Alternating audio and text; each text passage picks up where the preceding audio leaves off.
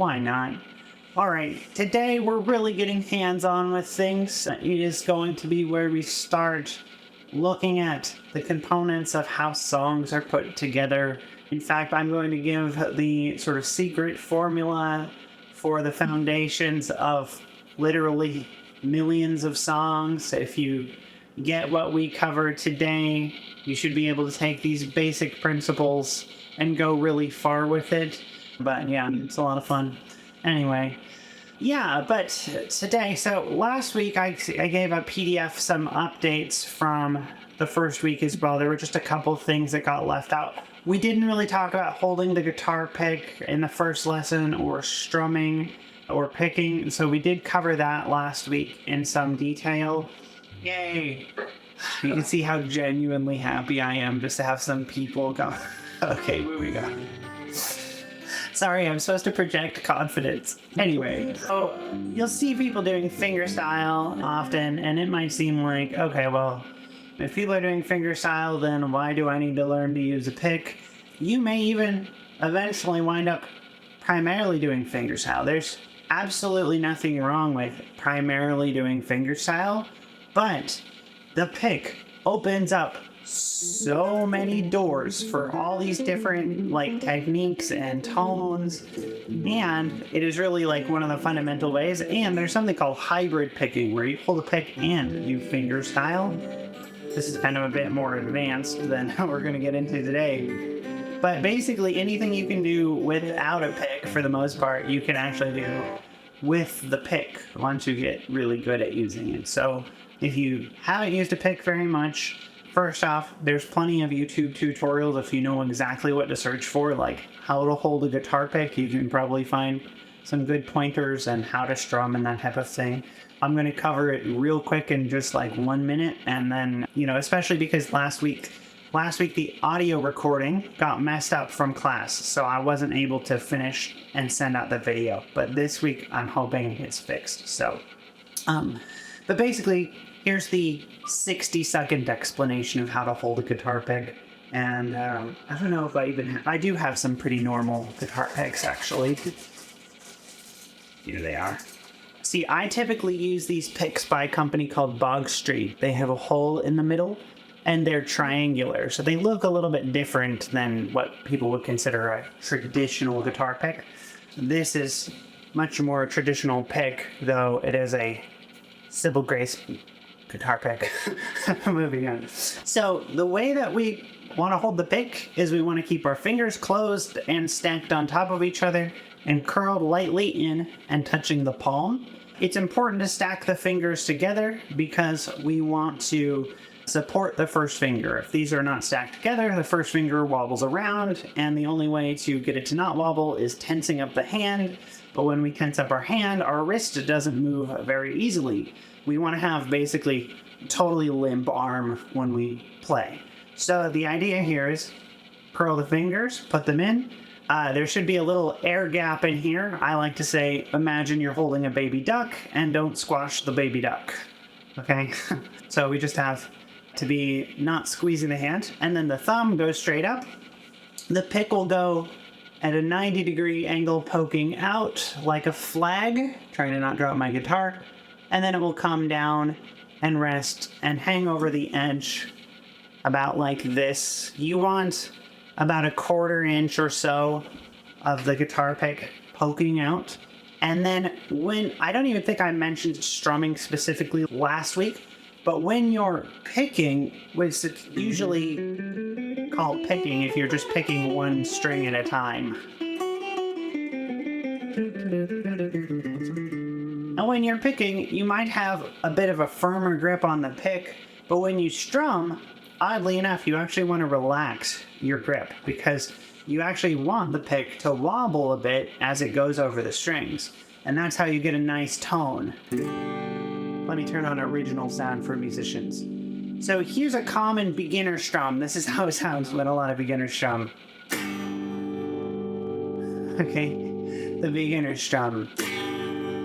And that's because they have a death grip on the pick and it's not allowed to wobble. If you loosen up your grip, you get a much nicer So the goal is to have a nice, relaxed hand. And when I strum, I'm relaxing my wrist and I'm using the elbow to kind of bounce my forearm up and down. And then I'm letting gravity just sort of make the relaxed wrist, go up and down. Momentum. So that's a very relaxed sort of strumming pattern.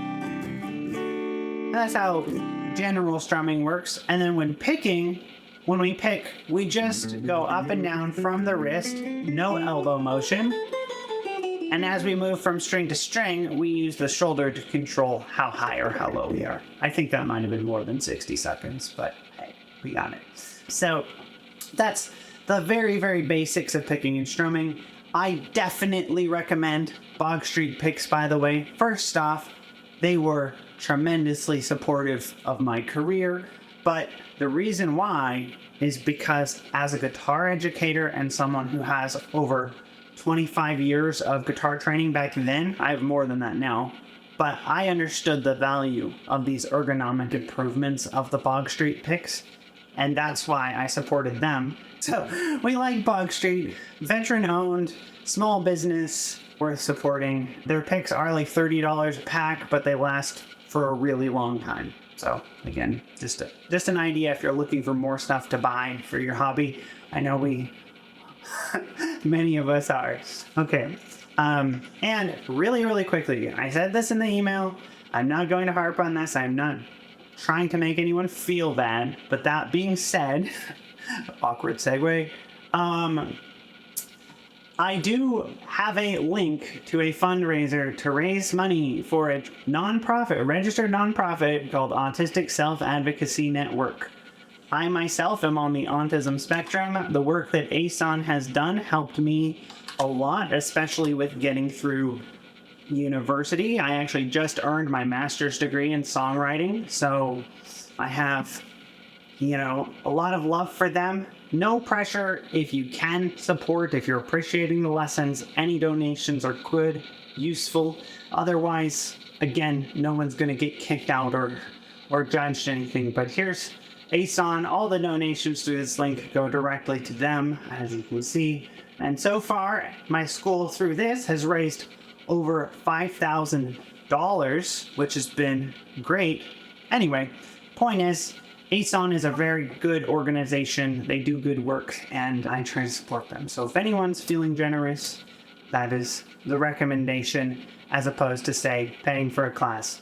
Okay, now, getting into today's topics. So, first off, let me send over the PDF. What I'm doing each week is I'm just going to combine with the previous week's PDF so that at the end of this, everyone who's shown up has a sort of workbook.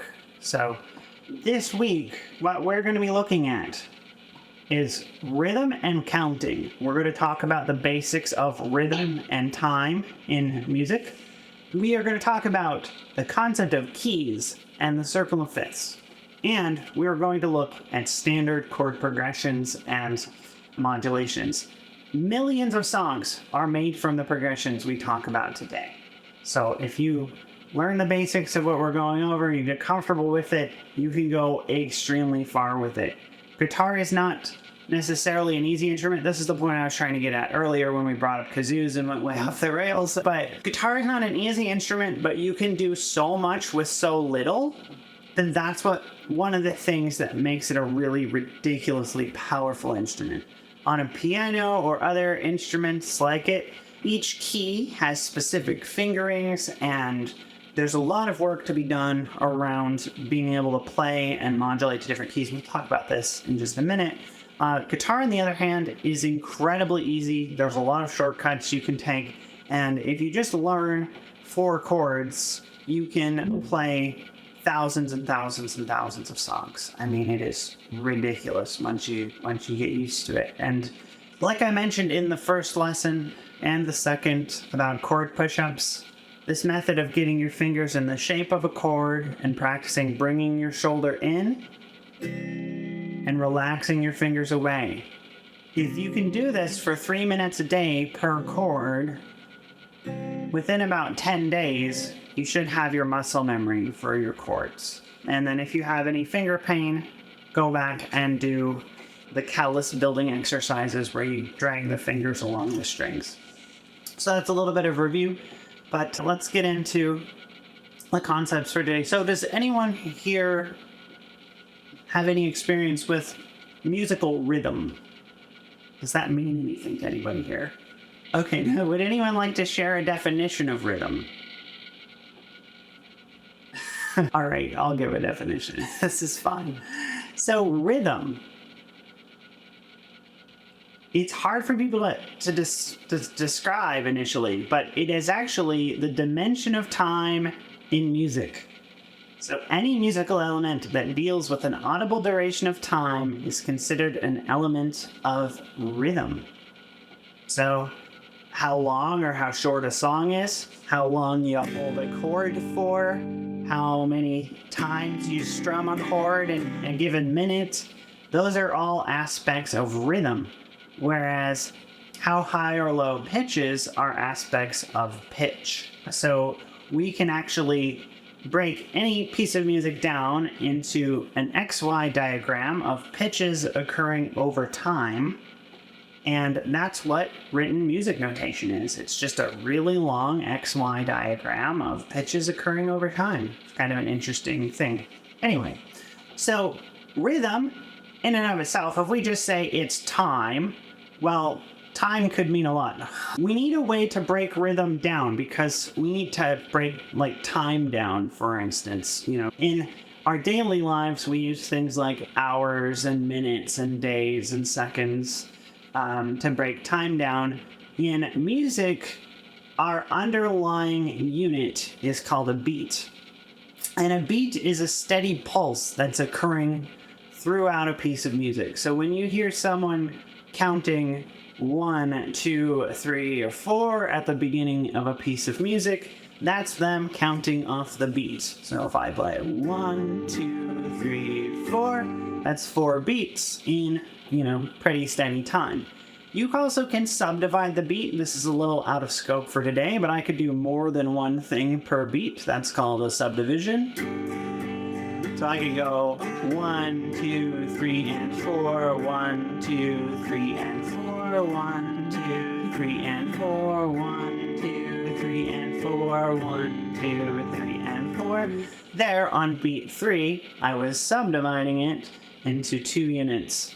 So now you might have noticed that I was just counting to 4 and then repeating that over and over again.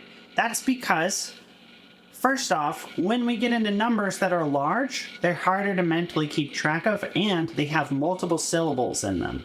So if I wanted to just strum and count off beats, 1, 2, 3, 4, 5, 6, 7, 8, 9, it's awkward, right? Because we got multiple syllables for 7. First off, sometimes we do need to count to 7. When musicians count, you can learn a shorthand for counting. And the most we ever need to count to is generally 16. So it goes like this.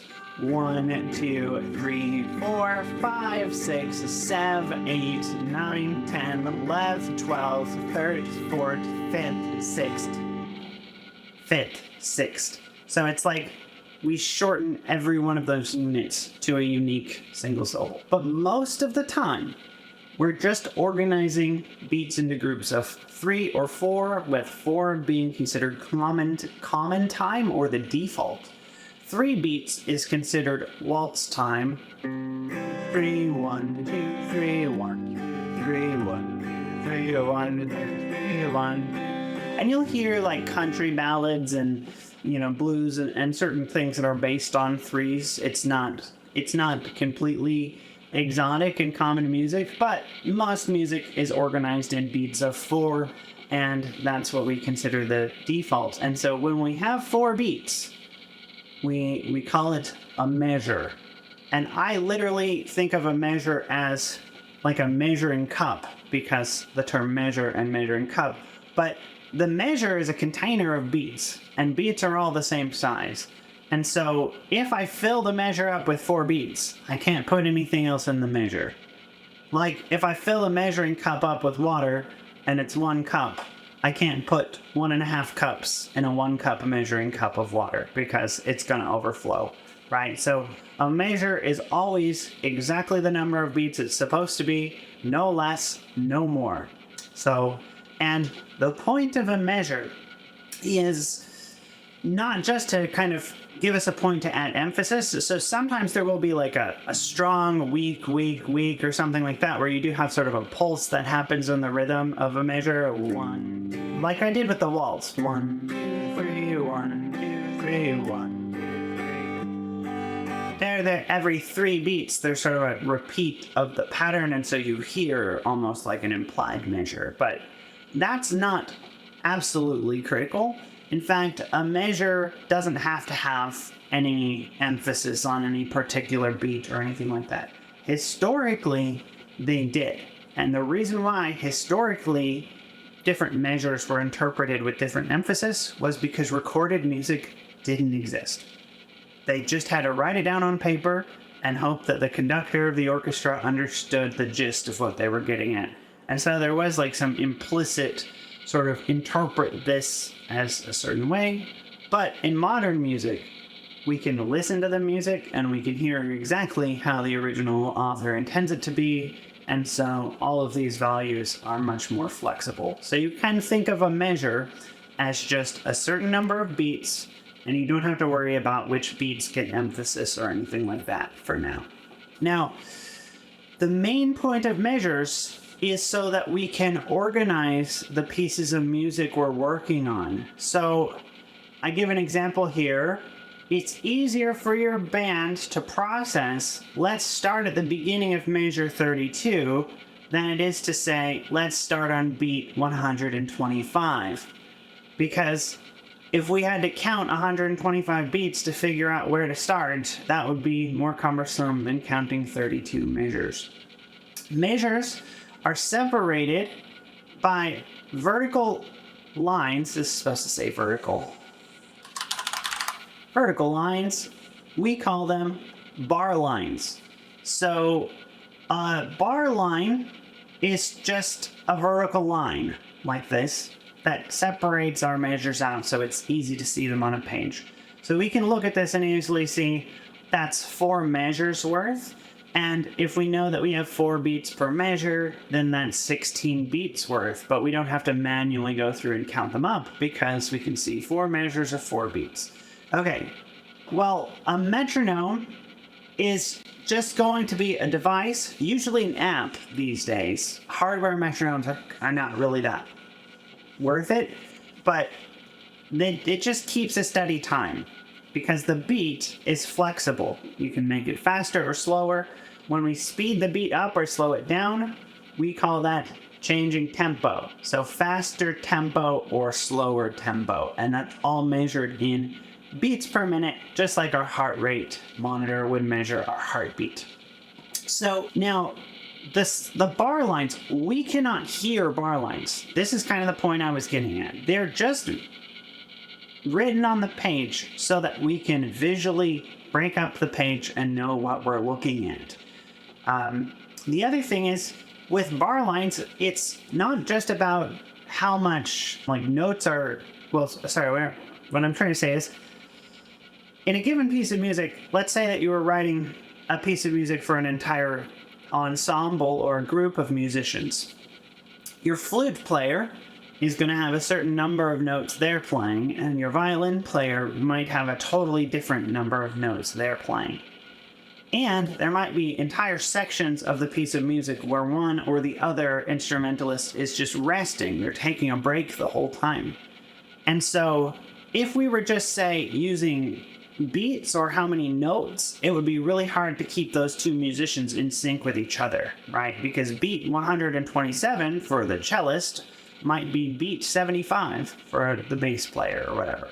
And so that's the other point of measures, that it allows every musician to have the same reference point for the piece. So a conductor for an orchestra can say, okay, everyone, let's try that again from measure 275. And at the top of the page, all the measures are numbered. And so every musician flips to measure 275, and they start from there. Now, the point of a metronome or a click track is to help keep our beats even, right? 1, 2, 3, 1, 2, 3. We don't want to slow down or accidentally go too fast as we get nervous trying to perform in front of our friends. And so a musician needs to take deliberate time to train with the metronome. We're not going to get too deep into that today. This is still an overview right now, but the more time you spend with the metronome, the stronger a musician you will be. And then this also leads into conductors. If you ever watch a symphony orchestra, there's always going to be a conductor standing at the front doing some sort of magical incantations, right? Why are they doing that? This is something that's very misunderstood outside of the world of orchestral music. Well, the reason they're doing that is because if they used a metronome to stay in time, for one, the audience would be able to hear it, which would sound rough.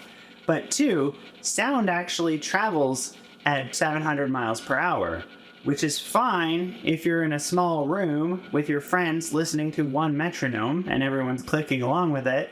But when you're on a huge orchestral stage, there's actually a large enough distance between the players that if they were using sound to stay in time, like if they were just listening to each other to stay in time, they would actually be out of sync because the musicians on one side of the stage would hear the musicians on the other side of the stage at a slightly different speed, and that would cause everybody to get out of time. So the conductor at the front is giving a visual indicator of the speed of the piece because light moves much, much faster than sound, and so everyone on stage can stay in time.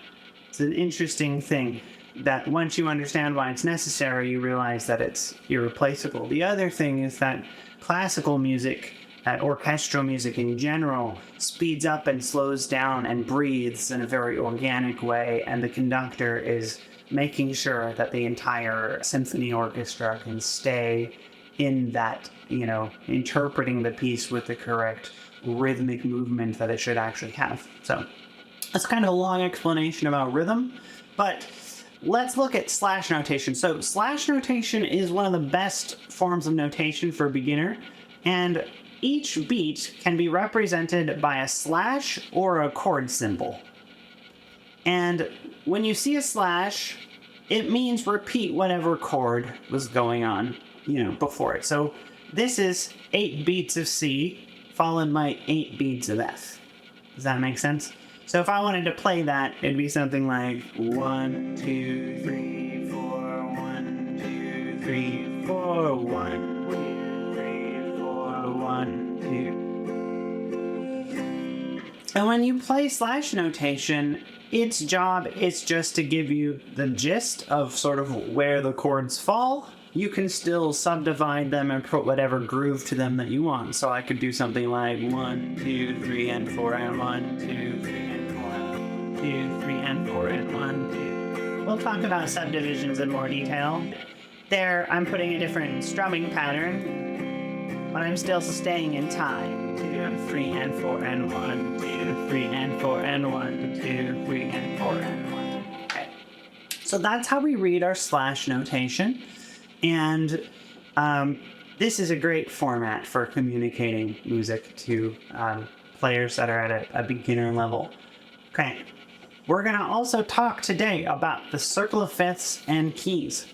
Okay, so musicians will use this, and non-musicians or newer musicians are going to be really scared of the circle of fifths because it's like some mysterious, complex symbol. This is just a map. And just like any other map, you don't have to know every detail on the map for it to be useful. Over time, you will actually understand a bunch of different levels of the circle of fifths. For now, we're going to look at one simple way of using it.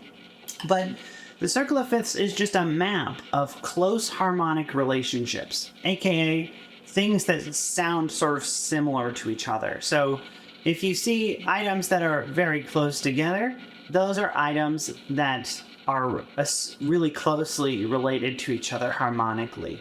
The concept of key comes can be easily demonstrated on the circle of fifths, and this is one of the main ways that it is used. So a musical key, there's a lot of levels to understanding musical key. For now, we are going to say that a musical key is a set of relationships between notes and chords that produce an expected, I'm going to say functions, that produce expected functions or common functions. So basically, a set of notes and chords that work together well in a predictable fashion to produce music that is, I'm going to say, commonly accepted as sounding normal. Basically, and again, there's a lot of levels to understanding key. So if you get into academics, you'll find that definition was inadequate. But for now, just think of key as a set of chords and notes that work together very well, right? And so when we say that a set of chords are in the same key as each other, that means that they work together very nicely and that they work around what we consider a tonal center. So every key has a tonal center, which is one chord that we say is the home chord or tonic of that key. So in the key of C major, the home chord is the C major chord. And the progression from C to F is a progression that would be considered in the key of C major. So if you hear these chords, they actually play together pretty nicely.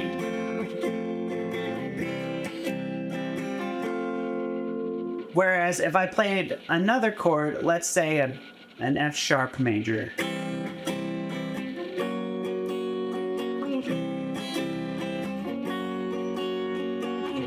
that's a very difficult relationship that challenges expectations. Those types of choices are great if you're making like music for a horror movie or like a sci-fi where you want people's skin to crawl, but they're not our common go-to. So for now, just think of key as a set of chords and notes that are all going to play together in a very predictable, expected fashion. And so now, finding a key using the circle of fifths is incredibly easy. We can use what I call the pizza slice method. Let me zoom in on this actually. So in any given key, if we take a slice like this, where we find the center chord, so this is our tonic chord, and then we go one over on each side, and then we just draw a loop around it. This gives me the 6 most common chords in the key of C that are going to play together nicely. And you can see here that F chord that I was playing is indeed in the key of C. So if I want to find chords for a different key, like the key of G, I just find my tonic chord, and I go one chord over, and I draw my pizza slice. The circle of fifths, mind you can find this Google image search. There are a million circle of fifths. It's going to be in the PDF as well, but point is, you always have a circle of fifths on you if you have a smartphone. Here is the chords for the key of E. So, you can take the pizza slice of E, same thing again, right? So this is a really, really handy way of figuring out the key. And if you're learning a song, you can go to the circle of fifths and you can find the chords of the song and see, do they fit within any given pizza slice? And you can figure out the key of the song based on that oftentimes. So that's, again, a quick overview because we are going to talk about the 4 primary chords in any given key. So in a given key, the 4 primary chords are going to be the central tonic chord, which we call the 1 chord. Then if we go to the left of the 1 chord, we reach what we call the 4 chord, which is F. And then if we go to the right, we reach the 5 chord, which is G. And then if we go straight down, we go to what we call the 6 chord, which is A minor. And we use Roman numerals to represent these. But in any given key, the 4 primary chords are always that relationship. So how do I think this will be fine. So for the key of C, the 4 primary chords, I've already taught 2 of them in this class. We have C, which is the 1 chord, F, which is the 4 chord, G, which is the 5 chord, an A minor, which we call the 6th minor chord. And we can see a Roman numeral 6 with a little M next to it. By the way, some teachers and will put the Roman numerals as lowercase for minor chords, but I find it's actually a little bit more clear to do it this way. But if you see a lowercase Roman numeral, that might mean a minor chord, depending on who you're working with. So the important thing here is that, first off, these chords are all really standard chords. You're going to want to learn them regardless of whether you ever think about keys again. It's really hard to play any kind of song without at least these 4 chords, because those 4 primary chords in the key produce most of the functions that most songs are made from, meaning that you can tell almost any story you want to tell using these 4 chords as the basis of that. And because of this, literally millions of songs are made from the primary chords of the key and just the primary chords. So, and what's cool about the primary chords is you can put them in any order and it's still going to sound pretty good. So here I can go C to F, C, G. Hey, that sounds pretty good. Now I'm going to A minor, get a little bit of that darker minor energy.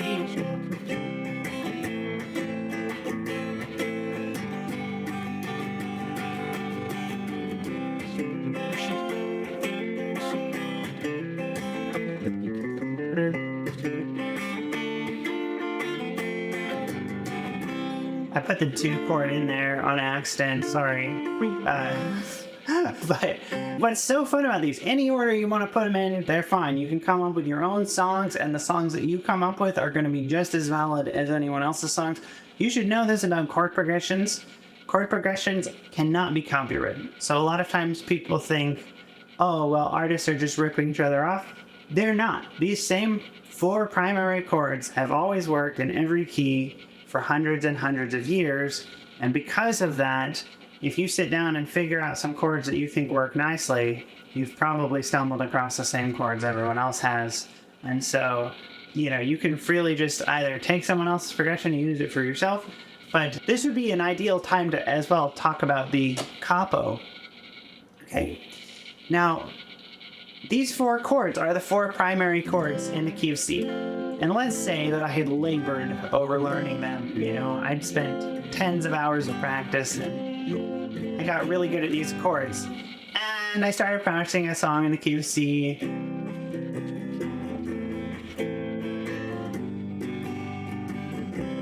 Whatever it is.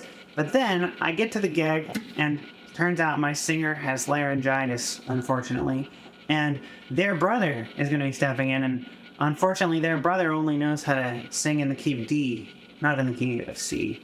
So I could panic and say, oh no, there's all these new chords I'm going to learn. Or I could use the capo. And we're going to talk about notes and the relationships between them in probably the next lesson. For now, this is a tiny bit out of order, but if I want to be in the key of D, D is what we say is a whole step above C in the musical alphabet. So I would go 2 frets up, place my capo, and now the chord shapes from the key of C work in the key of D. So I can play in this key without learning any new chords. Or if I want to go to the key of E, that's going to be 1 step up.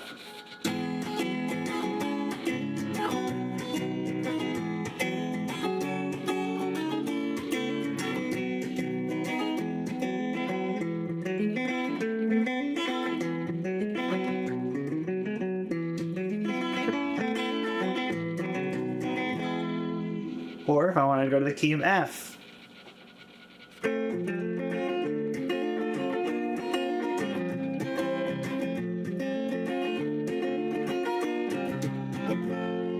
So you can see how I'm using the same chord shapes I was using.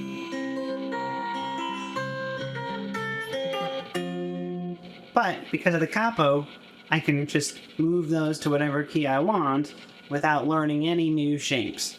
Because of this, Sometimes people mistake the capo as cheating. It is not. It is absolutely fine. If anyone gives you shade over that, it says more about them than it does about you. Okay.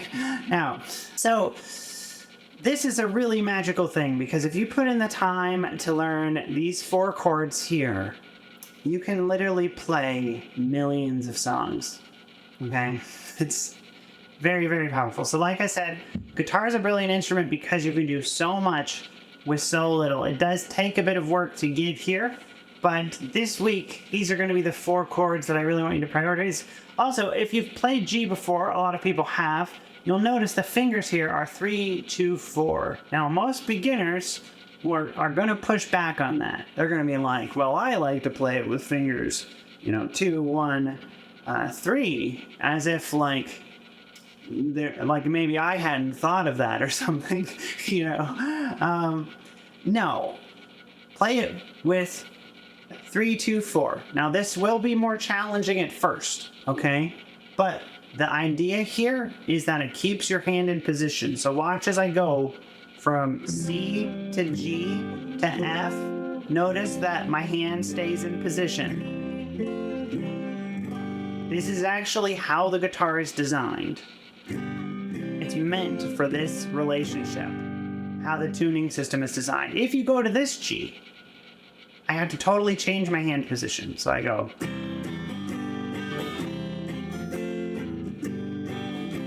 And that's actually way, way harder in the long term. So all experienced players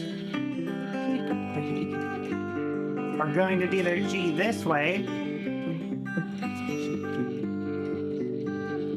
When they want to play higher notes like this, they will switch to this G, where you do fingers 2, 1, and 3. So there are times when this is still used. Every chord actually generally has multiple fingers depending on the scenario, which again is a more advanced concept. I would say for now, try to learn them in the exact way that I'm recommending, and then in the future, play around with whatever variations, make sense to you. But on all of these diagrams, I have taken time to put in the finger numbers and to try to play them with the exact fingers I'm recommending for now. Okay? Now, chord progressions.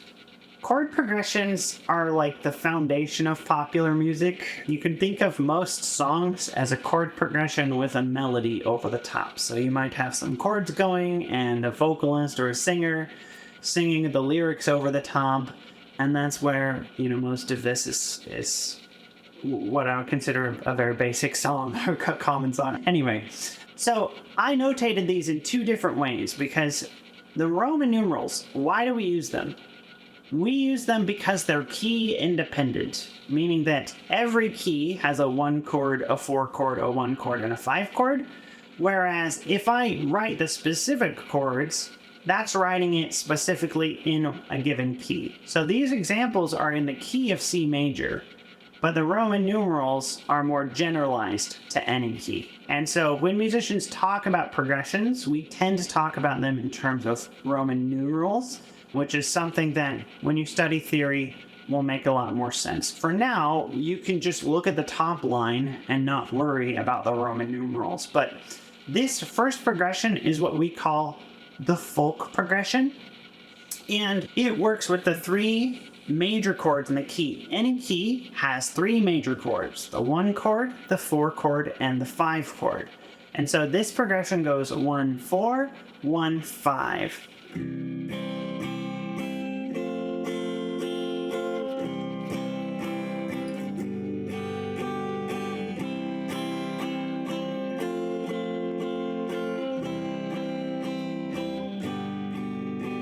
C, F, 2, 3, 4, C, 2, 3, 4, G, 2, 3, 4, C, 2, 4, F, 2, 3, 4, C, 2, 3, 4, G. So if I wanted to write like a folk or country Americana type song, I might use that exact progression because again, you're not going to find something that sounds more folk or country.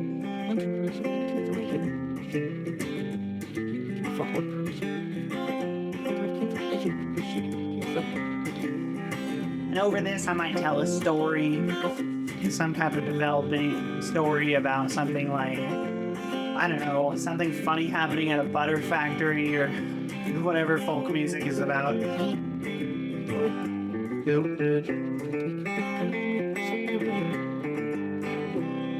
Oh, that's in the key of C. Well, what if I wanted to do it in the key of D? Well, I'll just put my capo, move up. And again, there's YouTube videos and such on this, and we'll talk about switching keys more later, but I'm just trying to show you. Notice how when I play in the key of D, it still sounds generally very similar to the key of C.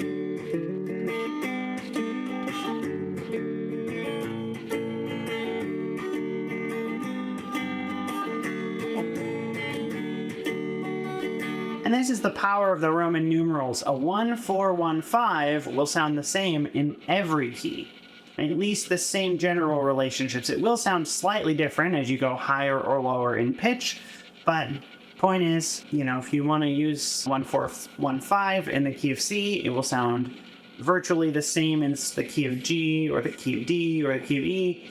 And when we move from key to key, we call that transposition. And if we change keys in the middle of a song, we call that modulation. But if you're saying like, okay, it was in the key of C, but we want to play it in the key of D, let's transpose it to that key and we get our capo out. There are also ways of transposing without the capo, but it's the easiest way initially because it allows you to play with the same exact shapes you've already spent time getting your muscle memory for.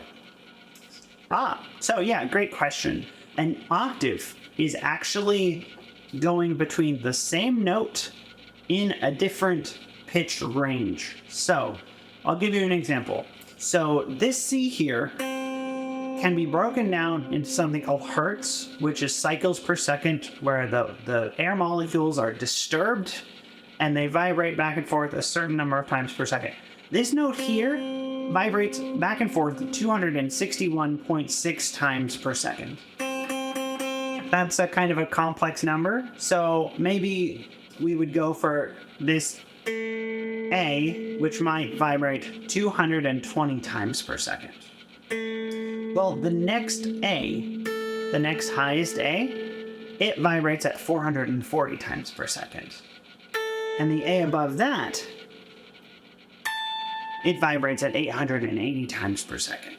Those are considered octaves. Octaves are doubling of a frequency, because what happens when we double a frequency or half a frequency, there is an organ in our ears called the cochlea. The cochlea is like a wound up snail shell. It's actually really, really long if you were to stretch it out. And the cochlea has little sensors that are active. They're actually little hairy sensors. They're vibrating based on the wavelength of the disturbed air molecules. And when a particular point on the cochlea gets disturbed, it says, hey, that sounds like an A. That sounds like 110 hertz. Well, these are actually physical locations on this organ. And when you hear something that's at 220 or 440 or 880, those actually still impact the exact same points on the cochlea. So they're heard as being similar to each other. This is why we have multiple A's and multiple B's and multiple C's and multiple D's, because they all activate a similar point on the cochlea. And I can show you as well with, if we go to my online tool that I built, look at our sine wave playground here. So this is all the notes on a guitar. So if I look at C3 and C4, these numbers show which octave they're at. Notice every other curve, it matches up again. So imagine your cochlea, it hears this impact and this one. So even though there's this one in the middle that's a bit different, because those points are still being activated, it hears them as C's. And so if I put a C5, now look, it's still lining up again. If I put a C6, that point is still being activated. So that point where they're all activated is still being activated for all of them, and that's why they all sound related to each other. But if I play a B and a C together, notice they are actually out of phase with each other, right? They hit totally different points on the cochlea. So that's why a B and a C sound different, but all C's sound like C's, and all B's sound like B's, and so on. So, yeah. Anyway, a bit nerdy, but point is, does that answer your question? So octaves are the same note, but in a different multiple, a different factor of frequency. Yeah, that absolutely answered it in a way it's never been answered before. Thank you. And the visual with how it's twice as much and they line up was super helpful. Getting back to these basic progressions. So the rock progression, notice, is the same chords as the folk progression. They're just in a different order. This is called a 1-4-5. And 1-4-5 is like, again, a very, very standard progression. It's like the La Bamba progression.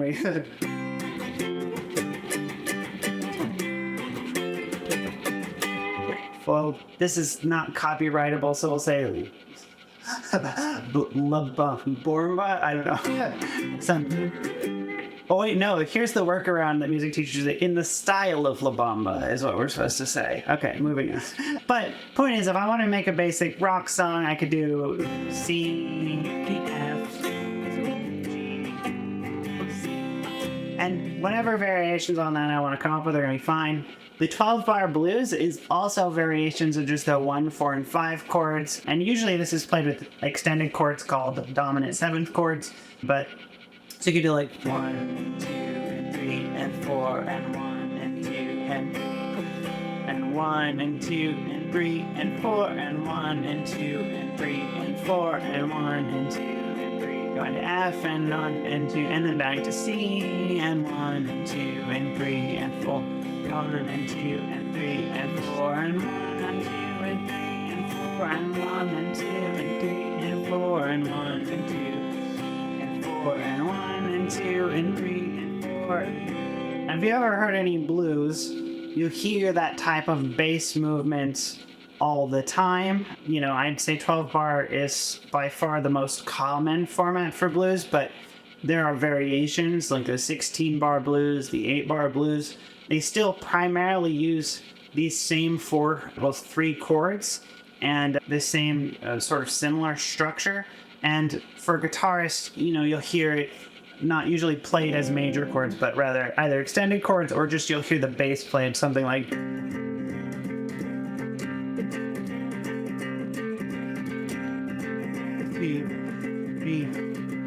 1, 2, and 3, 4, and 1, and 2, and 3, and 4, and 1, and 2, and 3, and 4, and 1, and 2, and 3, and 4, and 1, and 2, and 3, and 4, and 1, and 2, and 3, and 4, and 1, and 2, and 3, and 4, and 1, and 2, and 3,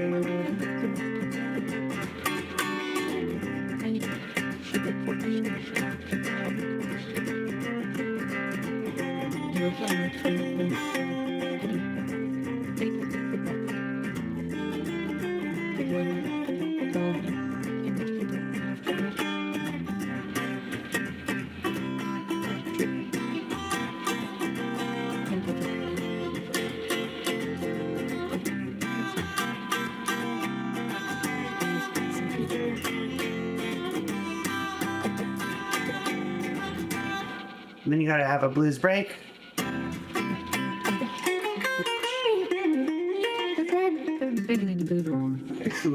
Sorry. Look, every guitar teacher has to get a little bit carried away in every lesson. It's part of the contract. The same way that we're allowed to make bad puns. But that's the right of every teacher. Okay.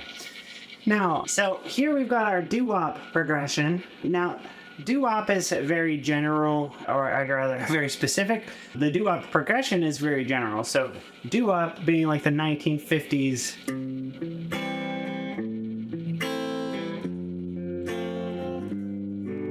The sound of like every 1950s, rock ballad.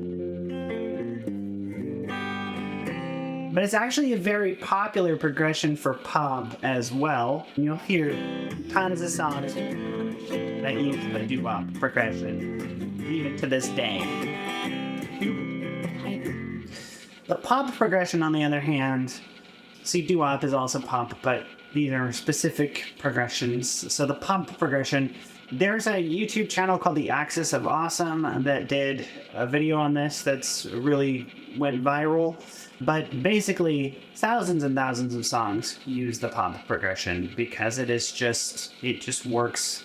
It's very flexible in that you can make emotional songs that use it. You can make happier songs that use it. It's kind of emotionally ambiguous and very flexible in that way. So this is kind of the pop progression.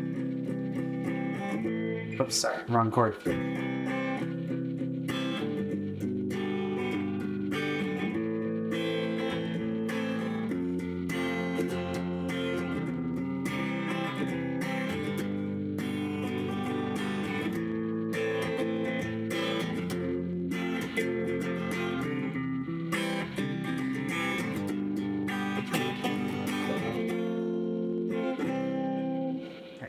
Trail off pop progression.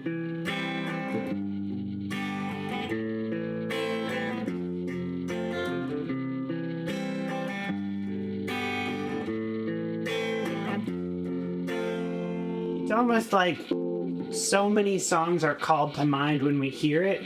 Even like punk rock songs, I think. You hear it in different capacities.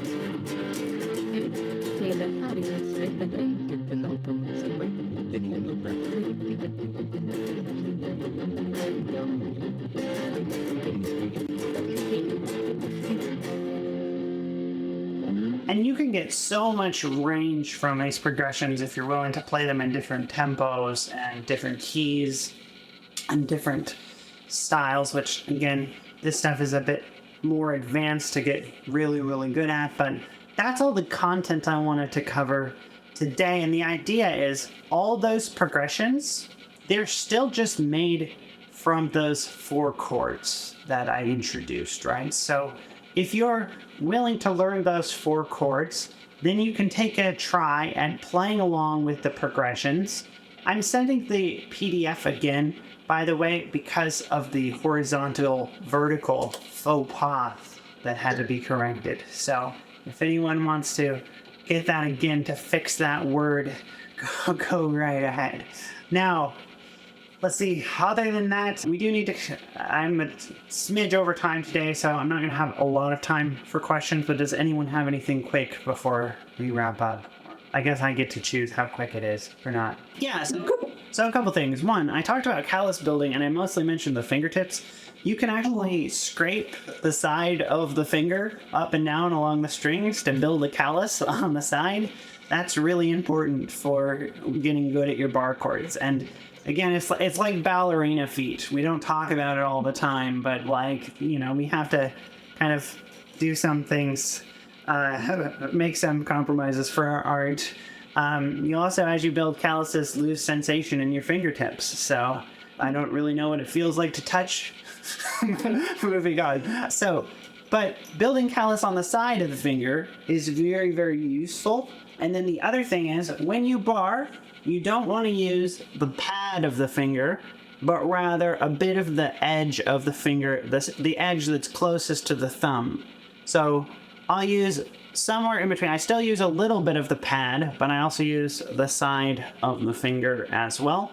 Then when it comes to larger bar chords, this is something students often don't realize. How high or how low your finger is actually incredibly specific for getting it to sound right. So when you practice bar chords, which we'll talk about later, you'll find that if you find a point where it works, try to use some visual indicator of like, where's my knuckle? Try to match it up with the string and try to do it exactly the same way each time. A lot of times students will just try to put a bar down and not really try to do it specifically. Another thing is, whenever barring, make the non-barred portion of the chord first and then put the bar finger down. So most people do it the opposite for beginners, and it's much better to put these fingers down and then bar, and that helps your hand get into the right posture.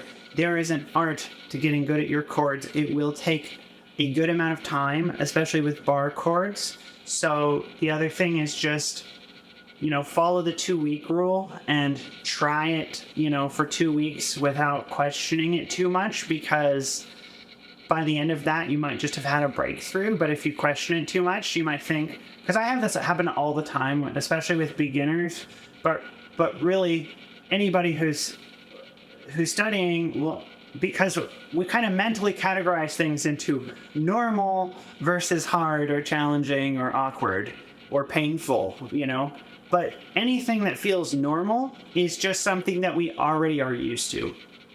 And anything that feels awkward and new, yeah, there are some, maybe a person has a physical injury or something that affects them, but most of the time, you're not really doing it wrong. Most of the time, you're just not good at it yet.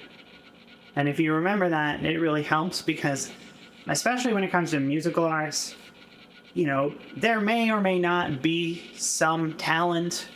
I don't know.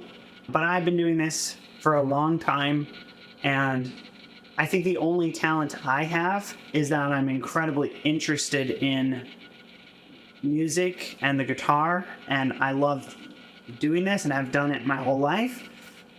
And I think that it takes a lot of different talents to be good at something, but the most important thing is sticking with it until you get it. And if people believe that talent is a factor, then oftentimes they'll use that as an excuse when they give up, right? Because they're like, oh, well, maybe guitar's not for me or whatever. It's like, you're interested in guitar, you bought a guitar, you went to lessons, guitar probably should be for you, because everything you're doing is saying that it's important, so why are you giving up now, right? Don't give up, all right? There's no excuse for that. I mean, nobody does that. You don't go out and, buy a big investment of time, money, and your passion and dreams, and then you're like, oh, well, I guess I must not have any talent. I'm just going to let this thing gather dust, right? But unfortunately, I mean, I've seen various statistics, but one that I trust is like at least 90% of people will give up in the first year of trying to learn. And like, there's no reason to. If you love music, just keep going with it. Like, and especially these days, there's so many good resources. Like, the information you find online might be convoluted. You might even waste some time. You might even waste a lot of time. But if you keep going, you'll get there. And one thing that's really important, so I have a background in computer science, and there's an important principle about the universe, which is that there's inherent waste in the execution of any algorithm. Okay? No matter what you try to do, you're always going to waste some effort. Okay? So the goal is not to live our lives without wasting effort. Okay? The goal is to do the things that matter to us and, try to be efficient about it. We don't want to waste effort, that we could otherwise not waste, but at the same time, don't be afraid of wasting effort. Don't be afraid of doing it wrong. Just do it until you get it, and you'll have it, and you'll be a person who can play confidently and have fun with music the way you want to. But if you give up in the first year and say, oh, I'm not talented, or oh, my fingers hurt, or, oh, I must not really be that into music. No, you're into music, okay? If you're taking a guitar lesson, you're into music, and you should pursue that interest. That's my opinion. But I think, I've worked with a few hundred beginners, and really, I've never had a person who stuck with it who didn't get there, and I've had people who have all kinds of, barriers that they struggle with, but everybody who gets, puts in the time gets the result, because it's no different than learning to bake a cake or something, and it's just like, yeah, you might burn a few, I don't know, maybe you've never used an oven before, but eventually, it doesn't take some divine talent to produce a cake. You follow a recipe and eventually you get there. I can say this, my family runs a cake factory, so I bring this up a lot. But that being said, music, guitar, whatever it is a skill just like anything else. You put in the time and you put in the effort, you'll get the result. Maybe someone else put in the same amount of time and got further. Who cares? Who cares? Right? There are people who are born with billions of dollars. There are people who, you know, I'm not going to sit here and not live my life, not do the things I want to do just because I think I'm not talented or I don't have what it takes. Like, I'm going to do it anyway. That's what I say for everyone. And that's my answer about bar chords. It's just jump in, build those calluses, and don't allow anything to get in your way. Yeah. Okay, let's wrap up there. I gotta get ready for my next lesson, but so glad to see multiple people show up today. Very, very happy about that. Hopefully we'll have at least 1 or 2 more next week. And hopefully we'll have a video from today as well. And as usual, thank you all for showing up. And reminder, if you have anything extra, you feel like donating to ASON, you know, again, I'm not going to constantly bring it up afterwards to edit the videos and stuff